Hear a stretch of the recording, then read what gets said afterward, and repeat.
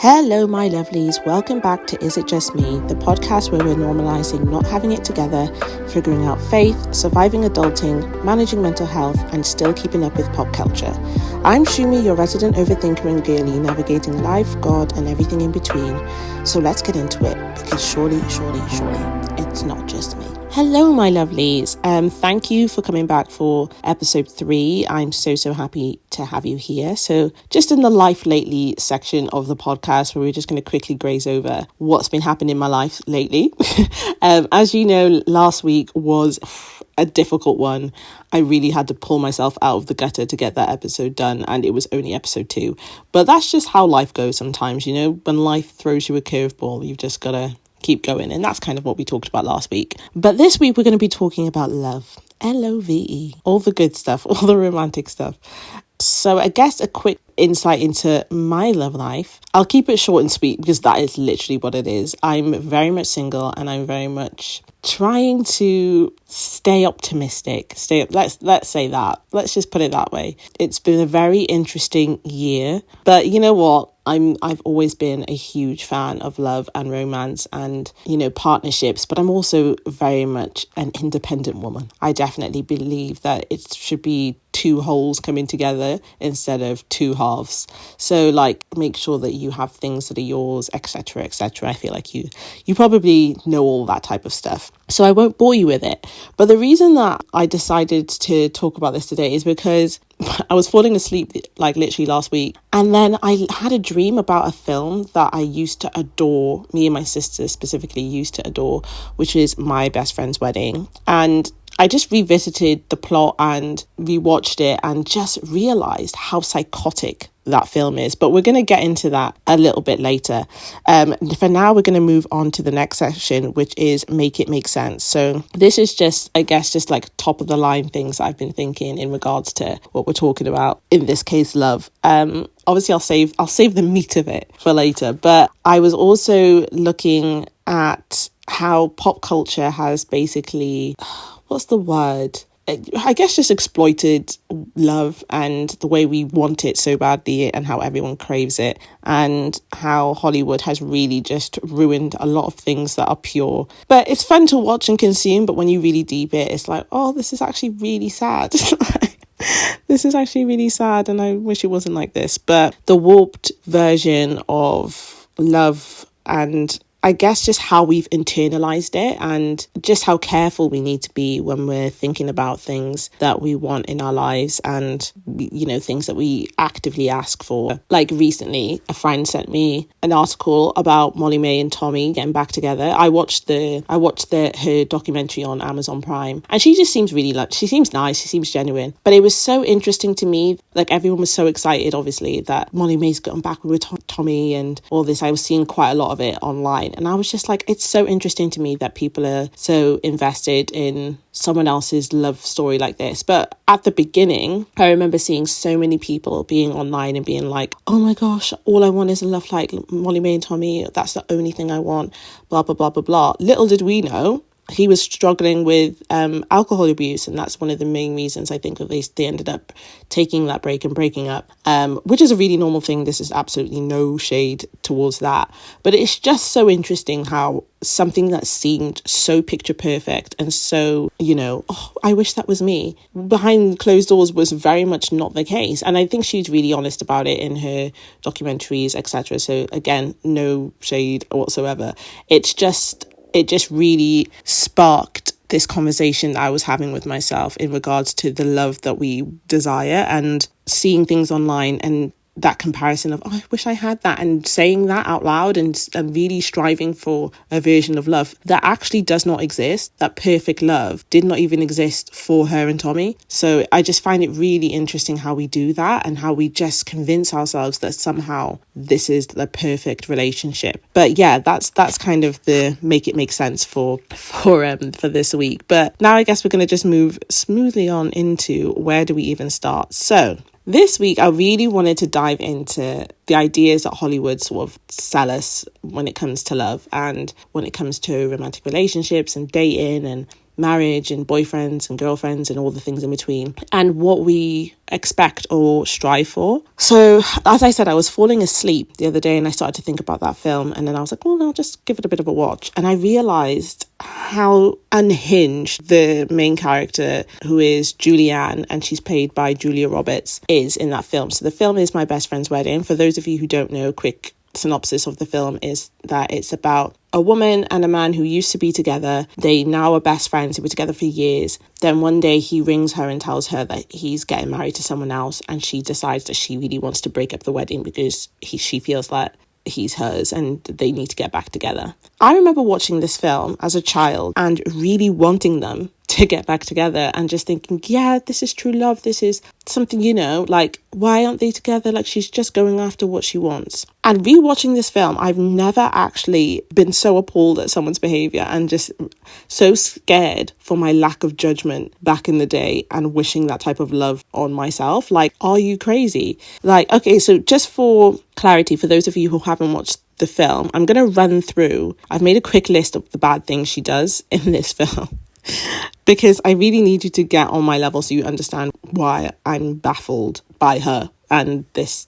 perception of rom-com vibes. So she decides in the beginning, as soon as she gets off the phone, she gets this phone call. I'm getting married. I want you to come. I'm so excited. Blah, blah, blah. She hangs up the phone and her first thought is, I need to fly over there to sabotage this wedding. Now, this is why I feel like there is a lot of young women out there who hear that their boyfriend has a girl best friend and immediately want to cut that off, because there is always this idea that men and women can't be platonic friends, and this really fuels that fire. So if you have insecurities about that and you haven't watched this film, get ready to be triggered. So she flies over there. The first thing she does is sort of pretends to foster this friendship with Kimmy, who is the person that her best friend is getting married to. Her best friend's name is Michael. Kimmy is played by Cameron Diaz, and she's so young in the film. I remember watching it back and just being like, she looks so cute and so sweet. But I remember literally watching this as a child and being like, oh, she's so annoying. Why is she even there? As if Julianne's character didn't have all this time to come and be with this man. She's just decided, as he's happy and as he's settling down, that this is the time. But that's by the by. Let's carry on. So she pretends to support Kimmy. One thing that she first does is starts planting these ideas about Michael in her head, sort of like seeds of doubt, and just making stuff up essentially to cause like an initial rift. Then she starts to try and reconnect with Michael, and like this is all strategic as well. Like, it's not mistaken. She's like basically made like this whole plan to do this, like step by step. So now she's trying to hang out with him and remind him of what things were like when they were together. And he's also coming back to her and being like, these things, it was good at sometimes, but it was also really bad because you were like this, this and this. And she's like, oh, I'm not like that now. I'm like this and I'll be like this. And really just awful, like truly horrific. So she's really trying to get him basically to emotionally cheat. And then this is the cherry on the top. This is where I really think she starts to act really unhinged. She forges an email from Kimmy's father. She breaks in to Kimmy's dad's work. So Kimmy's dad is like really rich and he owns this big company. And Michael doesn't work for that company because he really enjoys what he does. But what he does doesn't actually earn a lot of money.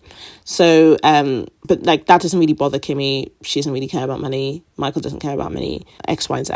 But she goes into Kimmy's dad's work and forges an email from Kimmy's dad's laptop and sends it to Michael. And like a mistake or something, basically saying that he thinks that, Michael should really be working for the company. Like, it's not enough money. He doesn't earn enough money to take care of my daughter, and just really trying to like cause issues and like belittle him and just rob him of his pride, I guess, and just make him feel small and like challenge his idea of being able to take care of Kimmy. Then she gaslights Michael by denying any wrong intention or manipulating him as well. Like, this is getting towards the end of the film. So he's starting to realize these weird things and being like, what are you doing? Then she kisses him, bearing in mind on his wedding day. Yeah, on his wedding day, she kisses him. And then Kimmy sees. Then she chases that, like he's chasing Kimmy because Kimmy's ran off and she's chasing him. then she bumps into Kimmy. Like, she has this big conversation with Michael, explains what's happened, tells him everything she's done, bumps into Kimmy in the bathroom, and Kimmy's like yelling at her, rightfully so. And she even manages to very, very weakly apologize, basically saying that I lost, you have him. Like, and even then I feel like she's like turning it on her, like being like, I really wanted him back, but I lost, you have him. It's just so psychotic. Anyway, yeah, she just gives like a bit of a weak apology. She also does this thing, right, in one of the scenes where she tries to embarrass Kimmy, but it actually backfires because it ends up making her look cute. But they go to this bar and they're basically icing out Kimmy, talking about old times and remember when we did this, remember when we did that. And Kimmy's just sort of sat there like sipping her drink, looking cute. Like, my heart breaks for that girl. If Kimmy had any friends, they would be telling her to run for the hills or to beat this woman up. And then she signs Kimmy up for karaoke, knowing she can't sing, knowing she's really embarrassed. But it ends up being a really cute scene for her and Michael. And Julianne, and looks stupid. Anyway, so this is kind of like a scene. And also, she still ends up being in the wedding at the end. So after all this, on the same day, they go back, they get married, and she's still the maid of honor, as if she didn't spend her whole time in that city trying to break them up. Okay, so let's discuss. The reason I was thinking about all these things, I remember being so besotted with this film, thinking that type of persistent love and I won't even call it love, obsession and desire was so attractive, and thinking that like, oh yeah, like I really want that for me, like someone who doesn't matter how many years goes by, they'll come back and they'll do whatever. All I can say is, if you are in a position where this is something that you still consider, to be cute or nice or aspirational, really sit down and listen to what I'm about to say. Julianne is a bad person. Julia Roberts plays a bad character in this film. Let me run you through the reasons why. When you love someone, your main objective is to make sure that they are loved and they are taken care of and their life is good. Yeah, it's not even like she saw him and her love was sparked and she had all these flooding emotions. It's been years. They weren't together for years. It was just the fact that he is now happy without her. That is one of the most unattractive traits, I think, that can be put into anyone. Like, I can't explain how much you need to run from people that are like that. And then I guess as well, it's the planning, it's the plotting, it's the foresight into your happiness can't lie outside of me that I just find really terrifying. She's actually a monitoring spirit. For those of you who don't know what a monitoring spirit is basically just someone who is so invested in your life. They want to consume your life, essentially, in whatever way they can. And as soon as she felt like he was no longer an option for her, she went out of her way to make sure that wasn't the case. And I just think that there's a lot of scenarios that we used to glorify. It had me thinking about so many different rom-coms back in the day that I used to love that are so grim, and just so far from anything we should love. And I get that the comedy is in the fact that she is this sort of like unhinged person, blah, blah, blah. But it's just like really scary. Like if it could literally just as easily be a thriller. Like, one of those obsessed, that show, what's that film? Obsessed with Beyonce and that blonde woman. And she's like, won't leave him alone. Basically created this whole love in her head. The only difference being is that they previously did have a relationship. But like, he's trusting her as a friend to come there and celebrate his new love. And instead, the only thing she's coming with is malice and disruption. Like, that for me is, I think it's a big fear point for me, because you really don't understand or know what anyone's intentions are with you. But you would think after being with someone for that long and then transitioning into friendship for that long, that their intentions with you would be good and pure, and they would, have accepted the fact that you're not together for long. And I get that you probably would have moments where you do like, oh, I missed that and I missed that. But you just swallow it like the rest of us. Like, even if you aren't over it, I think any normal person, maybe you'd make a few remarks here and there on the, and people would give you a bit of a side eye. But damn, the fact that she went that far was so scary. It basically had got me thinking about the type of love that Hollywood has conditioned us to crave. And it's the type of love where we crave like these chaotic highs and these epic lows. And we're all searching for that spark, and we're all searching for that special thing. I heard someone say, oh yeah, she'll keep you on your toes the other day. And it really just sat with me for ages, because I was like, what does that even mean? Someone keep you on your toes? Like, as a person who just enjoys knowing what's coming and enjoys the safety in relationships, I don't want someone to keep me on my toes. I want to know this person loves me and they'll take care of me and I am their priority. I don't want someone that's gonna be like warm one day and cold the next. And I think that is definitely something that we have been taught to crave and to want. And again, there's so many films that I used to adore that do it, and it got me again thinking about Twilight. Like I had a Twilight wall, so I had a wall in my room dedicated to that film, those films. I was thinking again, like a night or two later, about those films, and I was thinking about New Moon in particular. For those of you again who haven't watched, Twilight's about like these vampires. I feel like most people will know what it's about, but vampires, a human girl falls in love with these vampires, X, Y, and Z. The main characters are Bella and Edward, and Bella goes to Edward's house for her birthday, right? Edward has a few siblings who are all vampires, and his parents are also vampires. So she's unwrapping one of her presents and cuts herself and bleeds. And then one of his vampire brothers basically tries to attack her. He's like the newest member to their clan, and it all hell breaks loose. He's like trying to attack her. Like everyone's trying to defend her, blah blah blah. But she didn't even want to party as well, bearing in mind.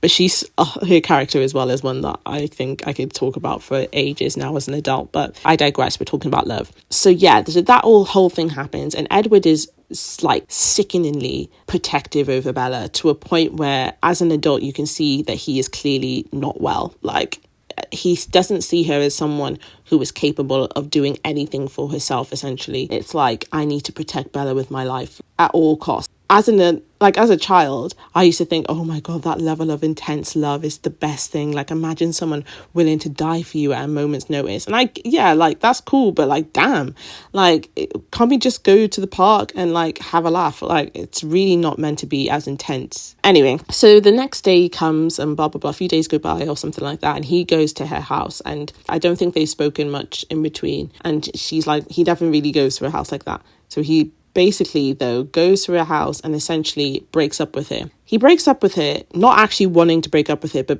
thinking it's the best thing for them to do because of what happened with his brother. And he doesn't have a conversation with her. He doesn't allow her to contribute to the relationship. He just takes ownership of it as if it's just him in that. And he basically breaks her heart. He doesn't just do it lightly. He doesn't explain why he's doing it. He says, I don't want you anymore. I never wanted you. You're not good enough for me. And then leaves and moves his whole family away. And then we go to this scene. And I used to idolize this scene, guys. Like, if you were like a little, I don't even know what to call it, a little emo girl like me, this scene changed my brainwaves. And she would sat in her window, and she's like wearing the same thing, basically not talking, getting skinnier, not washing, not doing anything. And there's this like depressing song in the background called There's a Possibility. Go listen to it and you'll understand how this scene was going on. But basically you just see the months going by. It's like March, April, May, June, and she's just still sat there. It's not talking, still sat there, just sending depressing emails to one of the sisters of Edward, and they keep getting sent back to her. And it's like, it's the saddest thing ever. And I don't mean to laugh because it's actually not even funny. She's having like these nightmares, basically, of experiencing the breakup all over again. And as someone who has experienced heartbreak, I genuinely understand how distressing it is. And the way that man went about it, you cannot tell me for a second that he loved her, because there was no reason for him to do what he did. As an adult, I have been thinking, can you imagine, right, if he just came to the house and said, look, Bella, I've been really thinking, and we both need to sit down. What happened the other day at that party was really distressing for me, and I can imagine it was really distressing for you. Let's discuss what we should do to prevent that from happening moving forward. Because instead of that, what he did do is remove himself, remove his whole thing, send her basically into this heavy, heavy depression. And then to the point where she was basically putting herself in harm's way in order to get glimpses of him. So in the film, because obviously this is a very fantasy film. So when she was putting herself in harm's way in dangerous situations, she'd sometimes see visions of him, and he would talk to her and basically be like, stop doing this, because obviously his character is based on this really protective, I love you so much, I'll do anything for you type person. So she is putting herself constantly in harm's way in order to see him. And at one point, she throws herself off a cliff when she is like bungee jumping. I can't remember what it was actually. There's an actual name for it. Base jumping or something like that. But she jumps off this cliff into the water and hits her head. Now, absolutely fine. So a friend comes and gets her, pulls her out, and she's fine. But one of his sisters sees this because she can see the future, sees this, he finds out, then he goes to try and unalive himself because he thinks she's now unalived herself. Like, everyone in this situation is now trying to unalive themselves based off what could have been such a simple conversation. And I feel like this is like why I'm constantly looking at films and shows and being like, why wouldn't you just talk? Like, why wouldn't you just... And it frustrates me. This idea of being romantic means that I'm going to take away your autonomy. I'm going to take away my love from you because I don't want you to have to make this decision, or I don't think you're smart enough to make the right decision. To take away someone's opportunity to contribute to the relationship means you're not in a relationship. It means you are in a one-sided ship. You're in a relationship with yourself. If you don't value the other person's ability to help move the relationship along or do things where, we're working together, you're going to fail. You're not in a partnership. You're not working together. And I just think it's like so sad that these are the things that we were craving as young people, thinking this is the version of love that I really, really want. And no wonder most of us go on to like crave this up and down type of love instead of a steady, reliable love becomes something amazing. Most of us have to learn that is the type of love that is actually worthwhile and worth having. But yeah, these are the things that I've just have literally been plaguing me. And it's made me, obviously, I always bring things back to the God, but it just made me think a lot about my relationship as well with God and what I love about it so much. My favorite thing about my personal relationship with God is that he stays the same. He loved me as much as he loved me yesterday, as much as he loves me today, and as much as he will love me tomorrow. And I don't think that's something that we scream about as a good trait enough. And I think that instead of highlighting and pushing these versions of love that, burn bright but die out, why can't we just also push out the love that burns steadily, keeps you warm constantly, and that light is never going out. That as long as you sit by the fire, you will be warm. And the only thing that will ever cause you to be cold is if you decide to walk away from the fire, not because the fire's gone out. And I think that is my favorite thing about having love from God now. I'm really starting to look at Hollywood and the perceptions of love that they're trying to teach us more critically. And I would advise a lot of people to do that because I think that we just consume things. I fall asleep to so many different shows. I quote so many different things on a day-to-day, and you don't think it affects you because we all think we're way smarter than we are. And the reality of it is the things you say, the things you repeat, the things you listen to and take in are affecting you, whether you want it to or not. And that's not trying to say that you need to take everything hyper literally at all. I'm just saying if you're looking at your life and you're struggling in a certain way, maybe consider what you're consuming and what you are telling yourself is the best version of that. Because now the only thing that I tell myself is the best version of that is my relationship with God. I'm not looking at Timothée Chalamet and Kylie Jenner. Oh, I love me some Timothée Chalamet.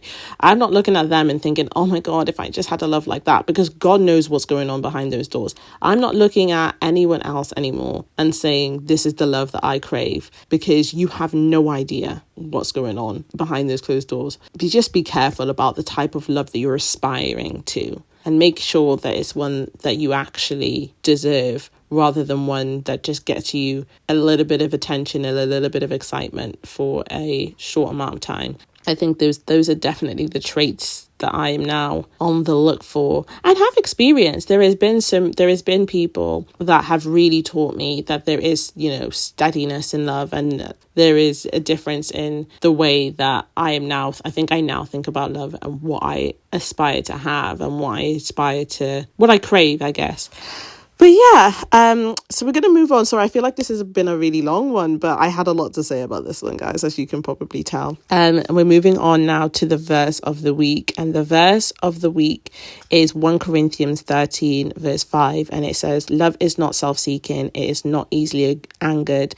It keeps no record of wrongs. And I love that one, especially the record of wrongs. I think that we are also in a generation that is very quick to not allow people to make mistakes. I think that you can definitely make mistakes as long as you own up to them and you can say, I really messed up there, let's fix this together. And you have those conversations, because when you're committed to someone, I think sometimes it's easy to just say, I'm protecting my peace, I'm putting my boundaries in, when in reality, there's going to be a moment when you screw up as well. But when you love someone and you love the core of them and you love who they are, you have to give them grace and you have to allow them to grow and you to grow as well. But obviously this is all dependent. Like, there is certain things that I do feel maybe are a little bit of a run girl run. That's again another conversation, so just use your discernment with that one. Cool. We don't actually have a Let's Unpack this week, but I feel like this has already been a long one. So I'll leave you with this. Sometimes the love you once prayed for is the very thing you later thank God for blocking. And yeah, if that's not a bar, then I don't know what is. All right, my loves, that is all from me today. If you related to anything in this episode, don't worry, it's not just you. Make sure you share this with a friend who's also figuring life out, and DM me your Let's Unpack This moments for future episodes. And I'll catch you next week. I love you lots and lots and lots. Thank you so much for listening. Bye.